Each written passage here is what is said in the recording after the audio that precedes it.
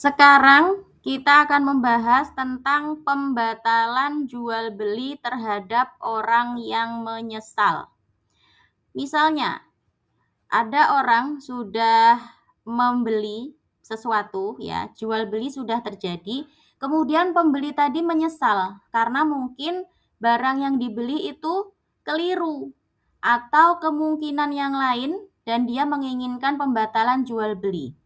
Maka sangat dianjurkan kepada penjual tadi untuk menerima pembatalan itu. Nah, misalnya ya, ini biasanya terjadi kalau belinya online, ya. Beli baju online. Nah, ternyata setelah sampai nggak cocok, ya. Misalnya warnanya yang datang beda, ya. Beli baju yang diinginkan warna biru, ternyata yang datang warna merah misalnya. Kan tidak cocok, keliru barang yang dikirimkan. Akhirnya pembeli tadi mau mengembalikan barang, ya, menyesal membeli barang tadi itu karena ada kesalahan dari pihak penjual. Nah, maka sangat dianjurkan bagi penjual tadi itu untuk menerima pembatalan tadi itu. Ya. Dari Abu Hurairah radhiyallahu anhu, Rasulullah shallallahu alaihi wasallam bersabda, "Barang siapa membebaskan jual beli seorang muslim, Allah akan membebaskan kesalahannya." Jadi begitu ya. Kalau misalnya pembeli tadi ternyata menyesal dengan barang pilihannya, kemudian berniat untuk mengembalikan, ya, dengan syarat barangnya tidak rusak ya. Nggak boleh dirusak dulu. Misalnya bajunya datangnya bagus, udah sesuai nih dengan pilihan kita. Kita beli baju warna biru, kemudian datang warna biru, udah sesuai dengan pilihan kita, ukurannya juga udah pas. Tapi ternyata setelah dipakai, pas mau dipakai itu ternyata bajunya kecantol paku misalnya, akhirnya sobek. Nah, itu nggak boleh dikembalikan. Karena apa? Karena kesalahannya dari kita, ya, yang membuat baju itu sobek kan kita, karena bajunya kecantol paku tadi itu, karena kita nggak hati-hati. Nah, itu nggak boleh dikembalikan. Karena apa? Karena yang salah dari kita sendiri, ya. Itu tidak boleh ya. Nah, yang boleh apa? Yang boleh dikembalikan kalau misalnya baju itu tidak sesuai dengan keinginan kita. Warnanya beda tadi ya, itu boleh dikembalikan dengan syarat tidak rusak ya barangnya. Nah, khiyar dalam jual beli diperbolehkan oleh Rasulullah karena memiliki manfaat. Apa manfaatnya? Manfaat khiyar. Khiyar itu kan hak memilih ya. Apa manfaat khiyar? Untuk menghindari adanya rasa tidak puas terhadap barang yang dibeli, ya, menghindari penipuan dan untuk menciptakan ukhuwah antara penjual dan pembeli. Nah, jadi kenapa kok boleh memilih ya? Boleh ada aturan khiyar di sini ya, supaya apa? Supaya tidak ada yang merasa terpaksa. Ya, tidak ada yang merasa tertipu. Dan apa? Supaya dua-duanya antara pembeli dan penjual tadi sama-sama mendapatkan manfaat. Begitu ya. Nah, kemudian sekarang kesimpulannya apa? Rangkuman dari pelajaran kita yang kemarin-kemarin tentang jual beli. Jual beli adalah pertukaran barang, saling merelakan dengan cara tertentu, ya. Jadi jual beli itu adalah proses tukar menukar barang. Nah, kalau zaman dulu jual beli itu ditukar dengan barang, ya. Misalnya Ustazah punya beras, Nazira punya minyak. Kita saling menukar. Beras tadi ditukar dengan minyak. Ya, itu namanya barter. Itu juga termasuk jual beli. Tapi kalau zaman sekarang jual belinya menggunakan uang. Nah, ya. Tuh. Jual beli adalah pertukaran barang dengan syarat apa? Saling ridho, saling rela. Kemudian yang kedua, rukun jual beli. Rukun itu apa? Rukun itu adalah sesuatu yang harus ada, sesuatu yang harus dipenuhi. Bagaimana supaya jual beli itu terjadi? Harus ada apa? Harus ada penjual, harus ada pembeli, harus ada barangnya, harus ada uangnya, dan harus ada ijab kabul. Ijab kabul itu adalah ucapan, ya, ucapan yang menandai bahwa jual beli ini sah, ya. Misalnya, ya, Nazira mau beli jajan, ya, mau beli es krim. Kak, beli es krim ya? Ya, ini uangnya. Nah, itu adalah ijab kabul, ya.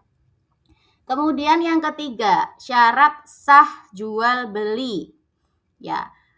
Yang pertama, syarat bagi penjual dan pembeli harus balik, ya, harus balik. Sedangkan kalau anak kecil yang melakukan jual beli, ya, misalnya Nazira beli jajan, ya, belum balik nih, masih anak kecil. Nah, itu sebagai latihan, ya, sebagai latihan dengan syarat apa? Jual beli dengan nominal yang tidak besar, ya. Bukan jual beli rumah misalnya, atau membeli HP misalnya, itu kan yang nominalnya besar, itu belum boleh ya kalau anak kecil ya. Tapi kalau beli jajan, beli es krim, atau beli apa, itu tidak apa-apa ya, itu sebagai latihan. Ya, syaratnya tadi yang pertama harus balik dan harus saling ridho, harus saling merelakan, tidak ada yang merasa terpaksa. Kemudian itu tadi syarat bagi penjual dan pembeli. Ada lagi syarat barangnya atau syarat uangnya, ya. Harus suci, ya. Yang diperjualbelikan itu barangnya harus barang yang suci, tidak boleh barang yang najis, ya. Jadi kalau menjual kotoran ayam misalnya itu tidak boleh. Ya, menjual barang yang najis, menjual daging babi, ya, tidak boleh. Menjual kotoran-kotoran binatang itu ya, karena itu adalah benda najis. Ya, jadi syaratnya yang pertama harus suci. Kemudian barang itu harus bermanfaat. Barang itu harus diketahui jelas ya, dan milik sendiri. Maksudnya apa? Barang itu diketahui. Misalnya mau menjual mangga yang masih ada di pohon. Itu tidak boleh. Karena apa? Karena barangnya belum diketahui, barangnya itu masih ada di atas pohon, ya kan? Kan belum diketahui nih, apakah dia mateng ataukah dia masih mentah, apakah dia busuk, ya kan? Barang itu belum diketahui dengan jelas, itu tidak boleh dijual. Ya, caranya gimana? Petik dulu mangganya. Setelah jelas kualitasnya bagus baru boleh dijual. Begitu ya. Dan barang itu harus milik sendiri. Tidak boleh menjual barang milik orang lain. Ya, apalagi kalau tanpa izin. Ya, ada orang pinjam sepeda, kemudian tiba-tiba sepedanya dijual. Itu tidak boleh, haram ya. Karena apa? Karena barang itu tadi adalah barang pinjaman, bukan milik sendiri. Kemudian yang ketiga, syarat sahnya harus ada ijab kabulnya, harus ada ucapannya, ya. Atau kalau misalnya tidak dengan ucapan, maka harus sesuai dengan adat. Misalnya kalau kita beli di supermarket, ya, kita ambil barang, nah, kan kita nggak usah ngomong sama penjualnya. Kak beli ini ya, Kak beli ini ya, kan kita nggak perlu ngomong seperti itu.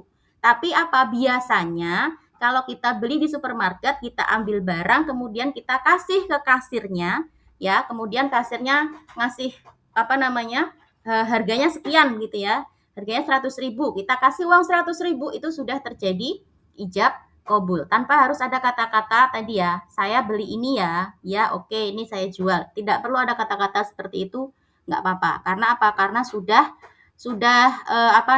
diketahui, sama-sama mengetahui.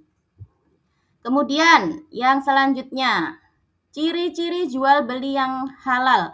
Nah, jual beli itu menjadi halal, menjadi sah kalau dipenuhi rukun dan syaratnya tadi, ya. Jadi kalau rukunnya tadi ya, ada pembeli, ada penjual, ada barangnya, ada uangnya, dan ada ijab kabul. Ini semua kelima hal ini terpenuhi, maka jual belinya menjadi sah dan terpenuhi juga syaratnya. Syaratnya tadi ya, harus suci barangnya, harus bermanfaat, harus jelas dan milik sendiri. Itu ya. Kalau semuanya ini terpenuhi, maka jual belinya menjadi sah. Nah, kemudian yang nomor 5, jual beli yang terlarang. Ya, kebalikannya berarti apabila ada yang kurang syarat dan rukunnya. Kalau tidak terpenuhi kelima hal tadi, maka jual belinya menjadi terlarang. Nah, kemudian apa sih hikmah atau manfaat dari jual beli? Yang pertama, mencari ridho Allah, ya. Yang namanya manusia itu kan saling membutuhkan satu sama lain, ya. Kita membutuhkan barang, ya. Kita ini sebagai pembeli, kita butuh barang, ya kan? Kemudian sebagai penjual, penjual juga butuh uang. Nah, jadi saling membutuhkan antara penjual dan pembeli tadi. Makanya adalah tadi jual beli karena manusia itu saling membutuhkan. Nah, kalau jual beli tadi itu dilakukan dengan memenuhi syarat-syarat tadi itu, maka ya transaksi jual beli tadi itu akan mendapatkan pahala. Kemudian yang kedua, ya, menjauhi riba, ya. Jadi Allah itu membolehkan jual beli dan melarang riba.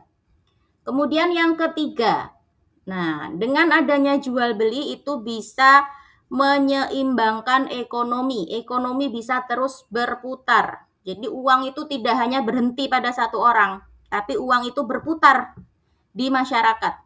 Ya, antara penjual dan pembeli semuanya saling membutuhkan. Tadi ya, misalnya Nazira beli es krim di tukang es krim yang lewat. Ada nggak tukang es krim lewat? Di kampung-kampung biasanya ada ya. Nazira beli es krim. Nah, bapaknya penjual es krim tadi dapat uang. Uangnya buat apa? Uangnya buat anaknya, bayar sekolah anaknya, buat belanja istrinya. Nah, akhirnya muter lagi itu uang.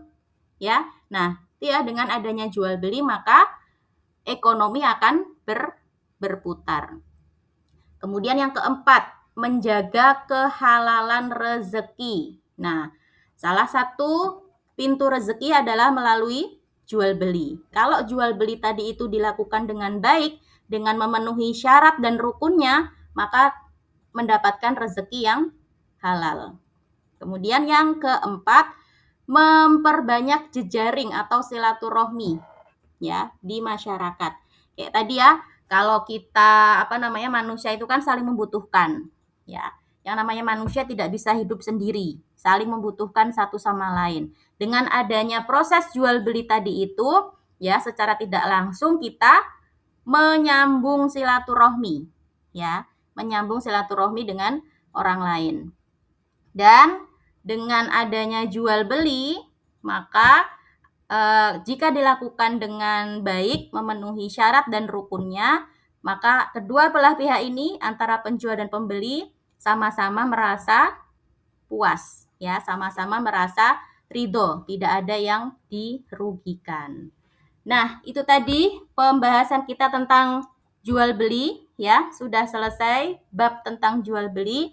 Nanti di pertemuan berikutnya kita lanjutkan dengan materi yang lain.